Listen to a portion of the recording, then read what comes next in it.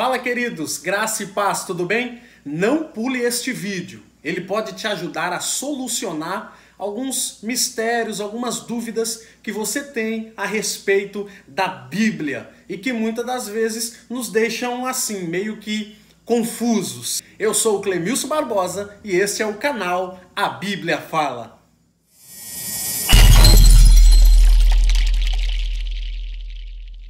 Você já deve ter ficado confuso com algumas coisas que leu na Bíblia e não entendeu, correto? Pois bem, não pule este vídeo porque ele é exatamente para você. Mas antes, deixa aí o seu like, se inscreva no canal, tá? E escreva aí no comentário se esse vídeo te ajudou, se tirei algumas dúvidas a respeito da palavra de Deus. Amém? Vamos nessa! O vídeo de hoje nós iremos falar, como eu já disse, sobre algumas questões, algumas perguntas, né, a respeito da Bíblia, algumas perguntas que nos deixam, de certo modo, meio que confuso. Às vezes você perguntou para alguém, tentou tirar ali a sua dúvida e a pessoa te respondeu de forma errada, né? Mas se respondeu certo, parabéns, tá? Então, nós vamos aí a pergunta de número 1. Onde os mortos estão? Pergunta de número 1. Onde os mortos estão?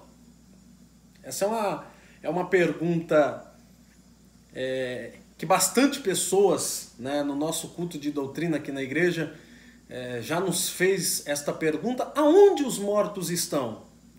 E sobre essa pergunta eu faço uma outra pergunta. Por que morremos? Por que morremos? Olha o que a Bíblia diz em Romanos 6:23. Nós morremos porque pecamos, certo? Porque o salário do pecado é a morte. Mas a vida, ela é um dom gratuito de Deus. Então, se hoje eu tenho se eu recebo a morte como um salário, é óbvio que eu nada mais, nada menos estou recebendo o salário do mal que eu fiz. Tá? Então nós, antes de entendermos nisso, aonde os mortos estão, nós precisamos compreender que existem três formas de morte. Tá? A primeira é a morte física, é quando acontece o desligamento, a separação da alma com o corpo, né? E o espírito volta para Deus que o deu, como a Bíblia menciona. O segundo acontece quando a morte é espiritual, quando o homem, mesmo estando em vida, já não segue mais a Jesus, já não tem mais a presença de Deus na vida, já não consegue sentir a presença de Deus, já não é sensível ao Espírito Santo de Deus. Então ocorre aí a morte espiritual. E também temos aí aquela morte, né, conhecida como morte eterna, né, que é quando Cristo voltar, né, e pegar ali e julgar todo mundo. Aquele que não for achado no livro da vida será lançado no inferno, num lago de fogo com enxofre, que o fogo nunca apaga e o bicho nunca morre.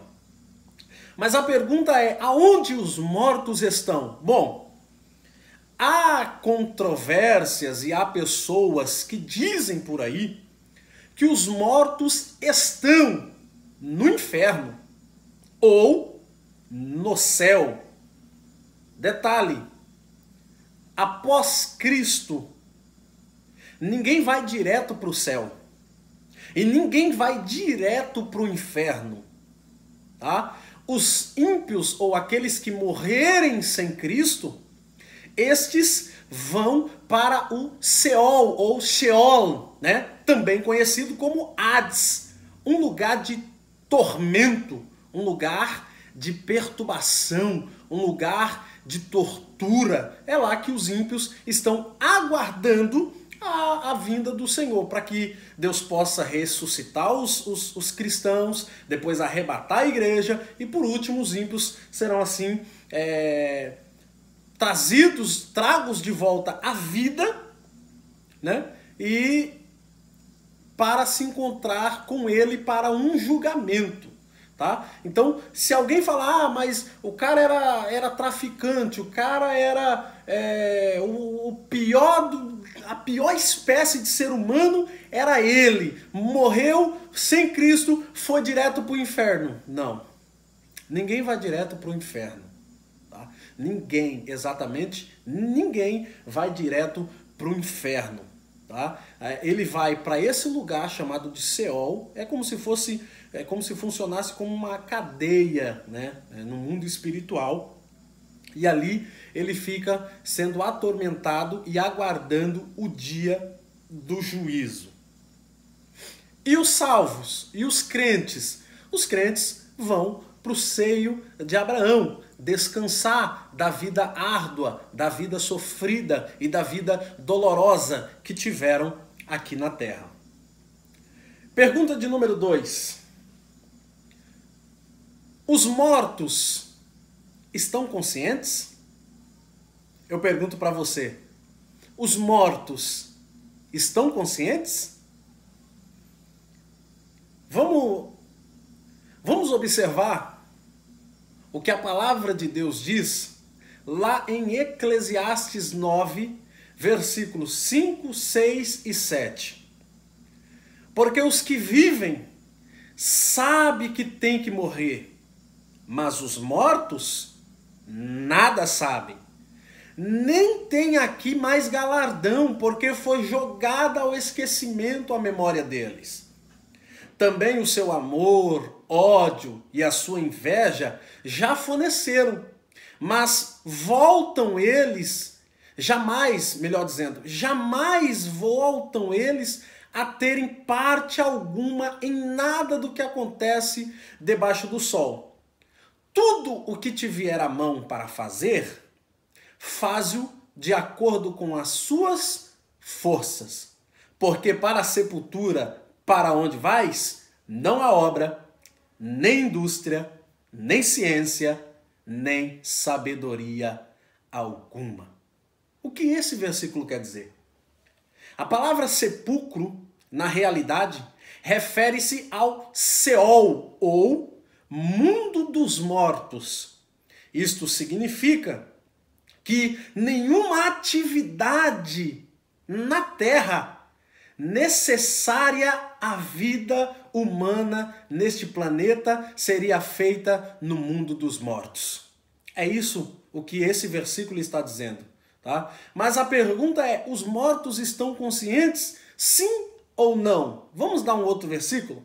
Salmos, versículo 6, Salmos de número 6, verso de número 5. Porque na morte não há memória de ti. Quem te louvará no sepulcro? Tá? E a resposta aqui que eu tenho a dar a vocês que me veem, que assistem a esse vídeo, é que os mortos estão conscientes, sim. Ah, mas ali já está dizendo, o versículo 9, o capítulo 9 de Eclesiastes já está dizendo, porque os que vivem sabem que tem que morrer, mas os mortos nada sabem, nem tem aqui mais galardão, porque já foi jogada ao esquecimento a memória deles. Exatamente, eles ficaram esquecidos para os que vivem. Para os que vivem, quem morreu, ele já não se lembra mais das obras. Um exemplo. Morre um amigo meu, que Deus guarde, morre um amigo meu em tal lugar, só que esse amigo meu, ele fez muita obra ruim, ele fez muita coisa má. Só que quando ele morre, a memória dele, esse é o sentido, a memória dele, o que ele fez para mim e para os outros, cai no esquecimento, ninguém se lembra mais. Mas ele, aonde quer que ele esteja, não sei se no Seol ou no seio de Abraão, não sei, Deus é quem sabe. No lugar onde ele estiver, ele estará consciente de que ele aprontou, de que ele errou e de que ele tem total ciência dos seus atos e pagará a conta por todos os seus pecados. Ah, mas não, isso não significa nada, porque Salmos também diz que na morte não há memória de ti. Vamos observar o contexto. O que o salmista está falando? Do que o salmista está dizendo? O salmista está se arrependendo do pecado e ele está dizendo que na morte não há lembrança de quem? De Deus. O que ele quer dizer? Ele está dizendo que nós devemos nos santificar e nos purificar em vida. Porque depois que morre, segue-se o juízo. Depois que a pessoa parte para outra vida, não tem possibilidade de ser salvo. Não tem. Algumas religiões acreditam no purgatório. O que é o purgatório? É que a pessoa morre, vai para um lugar onde a alma dela é tratada para ter uma segunda chance. Isso não existe. A chance que Deus está te dando é aqui e é agora. Então você precisa rever os conceitos e entender que morreu, acabou. Segue-se o juízo. Mas quem morre está consciente do que fez. Ah, não, mas talvez você esteja até falando assim, ah, não, mas isso é loucura, isso não existe, não, porque quando a gente dorme, a gente não tem consciência de nada e... Ei, vamos para a Bíblia? Lucas, para finalizar essa pergunta, Lucas capítulo 16, versículo 20 e até o 31. Jesus nos conta uma história de dois homens com vidas financeiras bem diferentes. Um é um homem rico e o outro é Lázaro. A maioria dos que vê esse vídeo aí já sabe a história, já conhece. É Lázaro. Ambos morrem. Mas há um detalhe, que Lázaro vivia na porta deste homem. Lázaro vivia na porta desse homem mendigando. E ele, vendo Lázaro, nada fazia. Ele não ajudava Lázaro, ele não se disponibilizava a dar uma esmola a Lázaro. Talvez nem sequer para Lázaro ele olhou. Aí Jesus vai contar a parábola, a história, dizendo que os dois morrem. E agora os dois morrendo, Lázaro vai para o seio de Abraão. E o rico vai para o Seol, para a sepultura, para um lugar de tormento. E eles estão agora no mundo espiritual. Jesus agora os leva no mundo espiritual. E ele começa ali a contar a história, dizendo que Lázaro pede, Abraão, envia Lázaro aqui, põe um pouco d'água na minha boca. Ele só as pontinhas aqui, porque o negócio aqui tá terrível. E Abraão fala, olha, não dá, não tem possibilidade. Entre nós há um abismo muito grande. Ah, então manda Lázaro, manda alguém lá avisar os meus irmãos para não cometer no mesmo erro que eu. Olha aí, ele está morto, isso é o Cristo falando. Ele está morto, está no lugar de tormento e está consciente do que fez em vida. E agora está clamando para que alguém volte ao mundo dos vivos, saindo do mundo dos mortos, e avise aos irmãos, e avise a parentela para não cometer os mesmos erros que ele. Aí Abraão olha e fala, não tem como, eles têm os profetas, eles têm os homens de Deus, eles têm a Moisés, e eles não dão ouvidos, quanto mais o morto voltar à vida. Para você ver quão duro e obstinado era o familiar daquele homem. Teve a oportunidade, mas não quis. Teve ali o prazer, ele gozou a vida sem preocupações, sem se preocupar em fazer o que é certo, e morreu. E agora? O que fazer? Agora já foi. Ele está morto. Lázaro está morto, porém em um estado bem melhor. E ele deseja estar no lugar de Lázaro. Também lembrando que enquanto ele estava em vida, nem sequer o nome de Lázaro ele citava. E agora, depois de morto, ele fala, não, pede para Lázaro molhar aqui, ó, me dá água aqui. E agora ele menciona. Então, a resposta para essa pergunta de número 2, os mortos estão conscientes? Sim, os mortos estão em plena consciência, apenas aguardando o dia do juízo. Pergunta de número 3. Quem são os filhos de Deus em Gênesis capítulo 6, versículo de número 2? Quem são? Viram os filhos de Deus que as filhas dos homens eram formosas e tomaram para si mulheres de todas as que escolheram. Observe que essa expressão, filhos de Deus, só era dada a anjos no Antigo Testamento.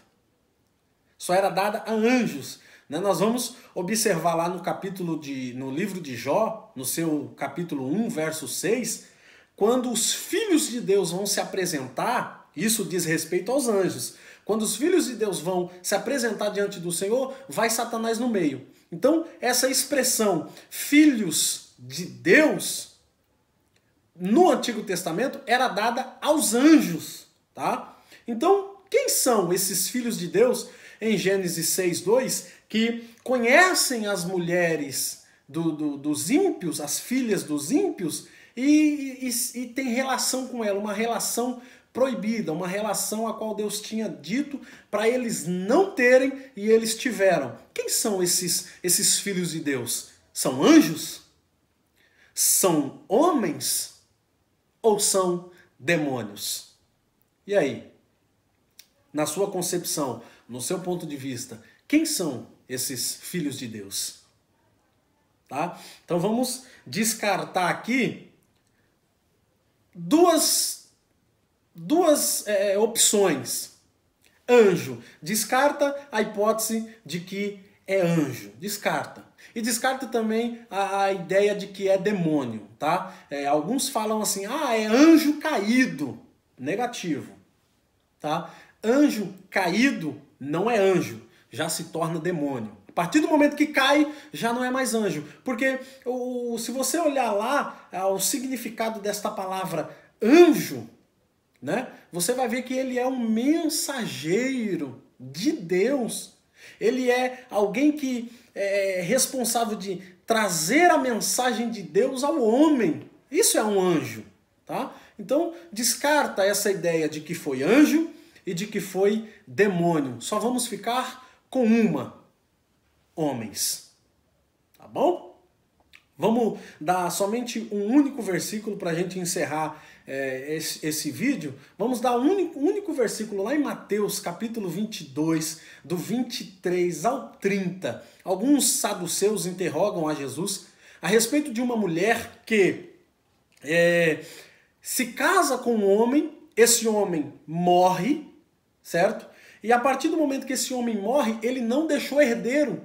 Então, naquela época, o que eles tinham que fazer? Eles tinham que pegar o irmão, né, do falecido, e o irmão do falecido ia casar com esta mulher, para dar continuidade ali à sua descendência.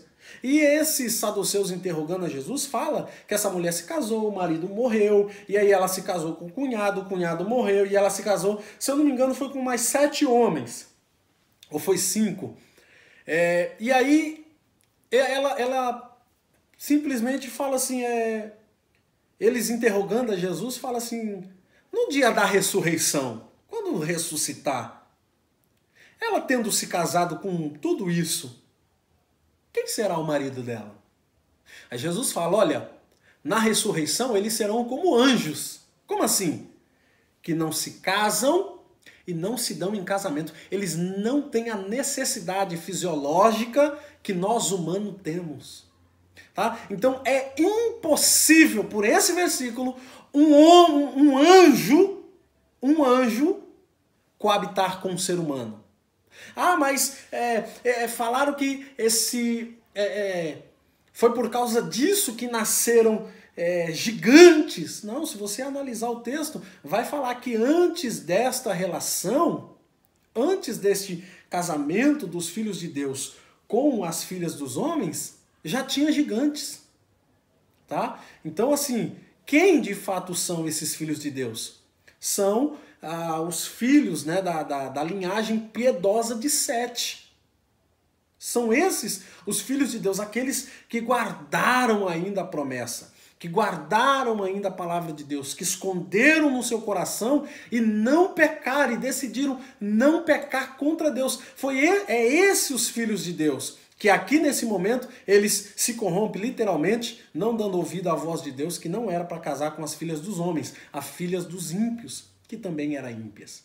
Tá? Então fica aqui respondido aqui essas perguntas que alguns amigos e irmãos no individual, no privado, me perguntou, e eu separei somente essas três para não ficar muito longo esse vídeo, tá? E eu espero que eu possa ter ajudado, né, a cada um de vocês que estudam a palavra de Deus, tá? Eu vou deixar disponível aqui no link do vídeo 3 cursos teológicos. 3 cursos teológicos a um preço acessível, tá? A um preço camarada. Entra lá, clica lá no link lá que você vai ver e você não vai se arrepender, tá? O primeiro link que eu vou deixar para vocês é o link do Apocalipse passo a passo, escatologia passo a passo, do pastor Napoleão Falcão. Quem conhece de Bíblia sabe que Napoleão Falcão é um dos maiores nomes da teologia evangélica cristã, né? É um homem que tem muito conhecimento, vale a pena mesmo entrar lá, fazer o curso, porque o curso é uma bênção. Ele vai explicar o Apocalipse passo a passo, detalhado, versículo por versículo. Você que tem curiosidade, vá lá, compra, adquire esse curso aí e você não vai se arrepender. O segundo curso é um curso de hermenêutica, né? Onde você vai aprender ali a interpretar a Bíblia, você vai aprender como pregar, você vai se tornar de fato um pregador através deste curso de hermenêutica. E o outro curso é do pastor, amigo meu, pastor Rivail, tá? Eu vou estar disponibilizando esse curso de teologia, tá? Da Faculdade Habitac para vocês aí, tá bom? Eu espero que vocês tenham gostado. Deixa aí nos comentários aí se te ajudou. Críticas também é bem-vindo, que aí eu posso melhorar mais ainda o meu vídeo. Amém, queridos? Deus abençoe em nome de Jesus.